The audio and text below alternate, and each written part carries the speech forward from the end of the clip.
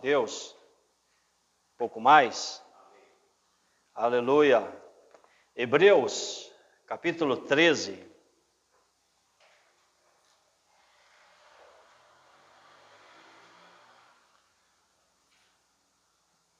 Hebreus 13.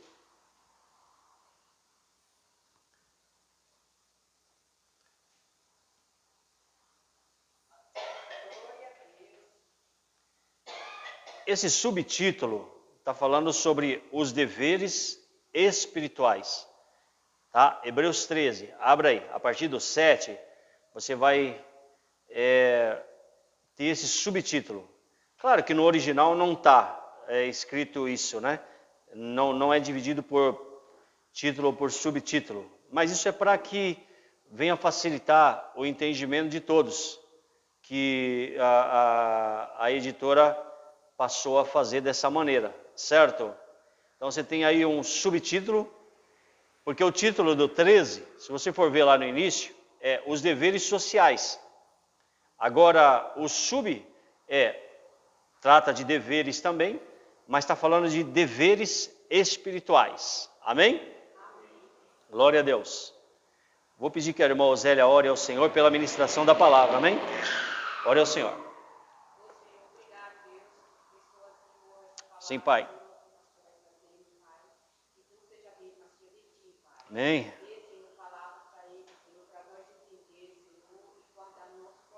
Sim, meu Deus. Amém. Obrigado, irmã. Então tá aí, deveres, certo? Certa vez Jesus ele fala para os discípulos, que é o modelo para chegar até nós. Todos somos discípulos de Cristo, amém? Então ele chega para os discípulos, logo ele também, quando ele está falando para os discípulos, para os 12 discípulos, ele está falando para nós também. Quem concorda? Aí Jesus falou de um dever. Vocês querem ser meus discípulos? O que Jesus ele propõe? Vocês devem fazer o que eu mando. Não é nem o que eu falo, né? Vocês devem fazer o que eu mando. Se vocês fizerem o que eu mando, vocês serão meus discípulos. Então o dever do discípulo qual é? Fazer o que Jesus manda. O que é fazer o que Jesus manda? É obedecer. Se é discípulo, então está inserido nos deveres. Porque eu não posso me tornar discípulo de Cristo, membro da igreja do Senhor, família de Deus, povo abençoado, raça eleita, nação santa, propriedade exclusiva de Deus. Olha só, eu não posso ter essas benesses de Deus, eu não posso ter essas benevolências de Deus, esses privilégios de Deus, sem ter obrigações também, sem ter obediência também. Logo, se eu sou discípulo de Cristo, o que eu estou falando com isso? Eu vou fazer o que o Senhor mandar. Jesus ele não está em pessoa, carnal, fisicamente. Jesus ele não está na igreja evangélica, na igreja dele. Ele não está. Para isso, ele instituiu fisicamente, humanamente, pessoas. Tá? Essas pessoas, elas são representantes de Jesus na terra. Elas representam. Elas são também conhecidas como pessoas enviadas de Deus. Elas são também conhecidas como servas de Deus. Tá? Então, conforme Efésio, aí nós temos ali a divisão. A uns Deus colocou na igreja primeiro apóstolos, depois profetas, depois mestres. Então você vê aí o que? Deus estabelecendo a liderança da igreja. Tá? Por que Deus estabelece a liderança da igreja? É para que a igreja seja organizada, mas principalmente para que haja o aperfeiçoamento dos santos. Ou seja, as pessoas vão chegando na igreja do Senhor, elas recebem a palavra da salvação, elas creem em Jesus Cristo, que Jesus Cristo é Senhor e Salvador da vida delas, elas aceitam isso, tá certo? Essas condições, elas passam a ser inseridas no corpo de Cristo, ou seja, numa igreja, uma igreja local, elas se tornam membros desta igreja local, tá certo? E a partir daí essas pessoas passam a ser discipuladas. Só que quando elas se tornam membros desta igreja, elas já estão aceitando o quê? Aquilo que Jesus mandou fazer. Com essas atitudes, com esse aceitar de todas essas coisas por legítima e espontânea vontade, ela está falando, eu vou obedecer. Ela está falando, eu vou ser sujeita, eu vou ser submissa a uma liderança. Porque essa liderança colocada por Deus nessa igreja é o representante de Deus. Sendo o representante de Deus, então eu tenho que obedecer essa liderança humana. Aí eu vou obedecer essa liderança no Senhor. Então esses são os deveres. Tudo na vida consiste em dever. Tudo que o ser humano vai fazer, ele precisa ter deveres, obrigações, tudo, já repararam? Tudo tem obrigações. Não são só os direitos, mas tem também as obrigações, ok? Então é desses deveres espirituais que eu vou falar para com vocês. Porque os sociais todo mundo conhece. Seja constante o amor fraternal, não negligencieis a hospitalidade, né? Recebam as pessoas, sejam hospitaleiros, recebam na igreja, recebam na sua casa, né? Trate bem os visitantes, trate bem as pessoas que vêm de um outro lugar, ou aquele que é migrante, imigrante, enfim, né? Lembrai-vos dos encarcerados, vai visitar quem está preso, como se presos com eles sofrem mal, dos que sofrem maus tratos. Lembre desses também, como se com efeito vós mesmos em pessoa fosseis os maltratados, né? Casamento, quais são os deveres acerca do casamento? Olha, ele está falando aí, ó, no 4, digno de honra entre todos, seja o matrimônio, certo? Bem como o leito sem mácula, não tem que adulterar, não tem que o homem que é casado tem que ser casado com uma mulher só, a mulher que é casada tem que ser casada com um homem só, ser fiel a ele, ser fiel a ela, deveres sociais, ok? É um dever, né? Ninguém está fazendo favor para ninguém sendo fiel um ao outro, tá certo? Ou a mulher sendo submissa ao marido, ou o marido respeitando a mulher. Ninguém está fazendo favor para ninguém, são deveres. Amém? Amém? Glória a Deus, né? Seja a vossa vida sem avareza. Olha só, dever social. Contribua, ajude os pobres, ajude os necessitados. Dever social, certo? Contentai-vos com as coisas que tendes, porque ele tem dito, de maneira alguma te deixarei, nunca jamais te abandonarei. Assim afirmemos confiantemente, o Senhor é o meu auxílio, não temerei, que me poderá fazer o homem, tá certo? Então todos os deveres sociais, agora vamos lá, deveres espirituais. Lembrai-vos dos vossos guias, os quais vos pregaram a palavra de Deus, e considerando atentamente o fim da sua vida, imitai a fé que tiveram. É um dever, e isso é um mandamento. Lembre-se do seu guia. Quem é o seu guia? Aquele que te ensina a palavra. Aquele que prega para você a palavra. Aquele que te admoesta. Aquele que quando precisar vai te puxar a orelha. Aquele que quando você fizer algo certo ele vai falar, muito bem, parabéns, continua. Aquele que quando você crescer ele vai falar, que bênção, você está grande já, hein? Que maravilha, tenho visto o progresso do evangelho na sua vida, como você tem progredido na fé. Aquele que você pode ligar, aquele que você pode passar um zap, aquele que você pode se comunicar com ele e falar, ore por mim, porque eu estou passando uma necessidade tal. Ore por mim, porque eu preciso tomar uma decisão nessa semana. Ore por mim, porque eu preciso ser curado. Ore por mim, porque eu preciso ser fortalecido. Os vossos líderes, né? Lembra daqueles que pregam a palavra de Deus. Imitem a fé deles, tá certo? Imitem a fé que tiveram. Se é uma coisa que você não vai ver, que nós não vamos ver na palavra de Deus, é a Bíblia falando para a gente imitar quem faz coisa errada.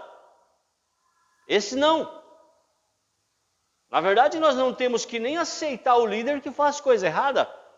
Deixa eu falar de coisas cotidianas. Deve, mas não paga. Fala mentira. Adultera. Tem muitos líderes fazendo isso aí pelo mundo fora. Os tempos são ruins, os dias são maus, os tempos são ruins. Esses não temos que imitar. Mas aqueles que nós conhecemos, porque Jesus falou, pela árvore vocês vão conhecer, pelo fruto vocês vão conhecer a árvore. Árvore boa dá bom fruto, árvore má dá mau fruto. Então nós vamos imitar as boas obras dos líderes, vamos lembrar dessas boas obras e vamos imitar essas boas obras. Aí 8, Jesus Cristo ontem e hoje é o mesmo e será para sempre. Jesus é a palavra. Não é necessário atualizar Jesus. Porque tem uma nova onda aí, que eles falam que precisa atualizar a palavra. Essa palavra é ultrapassada. Se está falando que a palavra é ultrapassada, está falando que Jesus é ultrapassado. Lá no capítulo de João, capítulo 1 de João, fala, no princípio era o verbo era Deus, o verbo estava com Deus. E o verbo se fez carne e habitou entre nós, cheio de graça, e vimos a sua glória, como a glória do unigênito do Pai. Então Jesus é a palavra, ele é o mesmo, diz aí, ontem, hoje e será para sempre, aleluia! Jesus não é como o ser humano, estou velhinho, estou mal, não.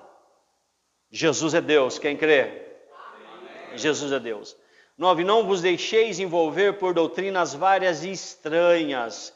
Tem acontecido isso faz tempo. Doutrinas várias e estranhas. O que é doutrina? Ensinamento.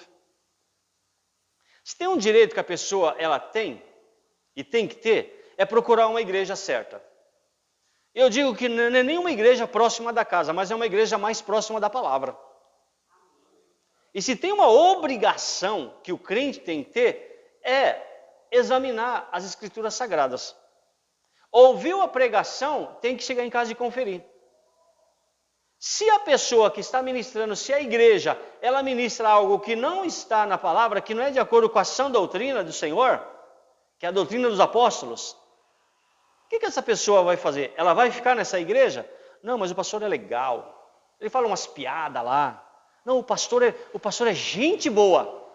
O jeito dele falar, um jeito calminho, ele é uma pessoa calma e tal, tranquila. Como eu gosto daquele pastor. Está levando pelo lado pessoal, a emoção. E está, na verdade, querendo cumprir um dever social no lugar de cumprir um dever espiritual. Dever social você cumpre, você elogia a pessoa, que pessoa legal, faz o bem para a pessoa, tem relacionamento com a pessoa. Mas isso é dever social. Quando trata de dever espiritual, tem que ser o quê? Conforme o crivo da palavra de Deus, é uma questão espiritual. O líder é espiritual, para o líder ser espiritual, ele tem que estar de acordo com a palavra de Deus. Se para a igreja ser espiritual, ela tem que estar de acordo com a palavra de Deus. Então a pessoa até tem direito de procurar a igreja. Mas se ela foi na igreja, se ela foi ouvir uma pregação, ou não precisa ser necessariamente presente ali na igreja, mas pela internet, pelo YouTube, ou Instagram, ou qualquer outro meio, ouviu algo, não está de acordo com a palavra de Deus, é doutrina estranha. Tem que rejeitar. E não pode querer ser discípula dessa pessoa que está falando doutrina estranha, que está pregando, que está ensinando doutrina estranha. Tem por obrigação se apartar dessa pessoa. Tem por obrigação nem recebê-la em casa, porque é orientação da própria palavra. Se alguém vem ter convosco e não traz a sã doutrina, não o receba em casa. Aí vai mais além, nem o saudeis, nem cumprimenta ele. Amém? Glória a Deus. Porquanto o que vale é estar o coração confirmado com graça e não com alimentos, pois nunca tiveram proveito os que com isto se preocuparam. É claro que o contexto aí são aquelas pessoas que ficam fazendo separação, pode comer isso, não pode comer aquilo, enfim. Mas pode também ser aplicado para aquilo que eu passei para vocês agora. 10. Possuímos um altar, do qual não tem direito de comer os que ministram no tabernáculo, pois aqueles animais cujo sangue é trazido para dentro do Santo dos Santos, pelo sumo sacerdote como oblação pelo pecado. Tem o corpo queimado fora do acampamento. Por isso foi que também Jesus, para santificar o povo pelo seu próprio sangue, sofreu fora da porta. Saiamos, pois, a ele fora do arraial, levando o seu vitupério. Na verdade, não temos aqui cidade permanente, mas buscamos o que há de vir. Por meio de Jesus, pois, ofereçamos a Deus sempre sacrifício de louvor, que é o fruto de lábios que confessam o seu nome. Veja bem, Cristo é o Cordeiro que foi sacrificado por nós. Amém? Ele foi oferecido como sacrifício, por libação, para trazer a propiciação no sangue dele pelos nossos pecados. Cristo sofreu uma única vez. E numa única vez, num único ato, que é ter se entregado no madeiro, que é ter se deixado pregar no madeiro, e ali ele ter feito a propiciação pelos nossos pecados e ter pago a nossa dívida. Amém? Então não há necessidade de, nem por esforço próprio ou esforço de qualquer instituição religiosa, não há necessidade de sacrifícios humanos. Há necessidade sim de sacrifício próprio. O que é o sacrifício próprio que o ser humano faz? Diz Jesus: aquele que quer vir após mim, negue-se a si mesmo e siga-me. Esse é o sacrifício, é negar a mim mesmo, negar a minha carne, o meu querer, as minhas vontades, as minhas paixões, por amor de Jesus. Então eu crucifico a mim mesmo. O apóstolo Paulo ele fala: eu estou crucificado com Cristo, de sorte que já não vivo mais eu, mas Cristo vive em mim. E o viver que eu vivo agora, eu vivo para a glória de Deus Pai. Isso é o sacrifício que cabe a cada um fazer, enquanto ser humano, enquanto discípulo de Cristo. Os demais não são necessários. Esses sacrifícios foram sombra, estão lá no passado. Agora Cristo, Ele em nós, faz com que nós ofereçamos o maior e mais bem aceito sacrifício. Sabe qual é? Sacrifício de louvor ao Senhor. Aleluia! Senhor, estou quebrado, estou triste, estou magoado, estou chateado, perdi, fui roubado. Senhor, mas a Ti toda a glória e toda a honra, eu Te louvarei, Senhor. Sacrifício de louvor. Eu não posso, não estou com vontade, não quero ir, mas eu vou, porque eu quero fazer sacrifício ao Senhor. Aleluia! Vou sacrificar, vou sair fora do arraial para sacrificar ao meu Senhor. Oh, glória! 16. Dever espiritual. Não negligencieis igualmente a prática do bem e a mútua cooperação, pois com tais sacrifícios Deus se compraz. Gente, é muito sério. Nós não estamos falando de deveres espirituais? Não saiu do subtítulo ainda. Ninguém aqui está falando de dever, simplesmente vou lá e vou limpar a igreja, vou lá e vou dar dízimo, vou lá e vou dar oferta. É dever também? É obrigação também? Mas ninguém está falando disso. Aqui não está falando disso. O contexto é espiritual, tá? Prática do bem é no Espírito. Aleluia! É movido pelo Espírito. É estando na unção, é estando no poder de Deus, é sendo incentivado pelo Espírito, é estando em dia com o entusiasmo espiritual, tá? Estando em dia com o entusiasmo espiritual. E a mútua cooperação. Eu fico realmente com dificuldade de pessoas que chegam na igreja só para pedir, receber. Enquanto, na verdade, a igreja, ela deve ser um lugar de adoração. Enquanto, na verdade, o intuito, o propósito da pessoa que vai na igreja, pessoa que tem esse entendimento eu vou adorar o Rei dos Reis, o Senhor dos Senhores. Esse tem que ser o intuito. Tá? Mas para que haja o intuito, então vamos pegar aquilo lá do passado, desde o tabernáculo, tá? Vamos pegar todos aqueles símbolos lá, tá? Vamos pegar desde ali, onde o sacerdote se preparava. Tinha que estar lavado, purificado. Tinha que ser água limpa. Tá? Depois está lavado. Agora vamos lá, vamos ter essa parte onde ele vai apresentar o sacrifício a Deus. Aí o animal tinha que ter o quê? O fogo.